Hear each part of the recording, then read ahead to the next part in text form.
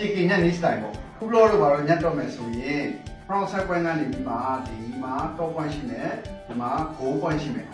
နော်ဒီမှာ back point ရှိမယ်ဒီ goal point ကိုဒီကောင်ကလာမယ်အဲ့ဒါကနည်းနည်းလေးလိုလေးမယ်ဆိုရင်နည်းနည်းလေးရနေပြီးတော့ဒါမျိုးလေးဒီလိုလေးကို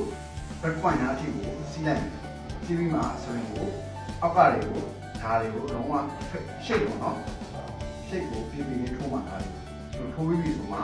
တစ်ထပ်နှစ်ထပ်2 block ဆိုတဲ့ style က2 block ဆိုတဲ့နှစ်ထပ်လေးနော်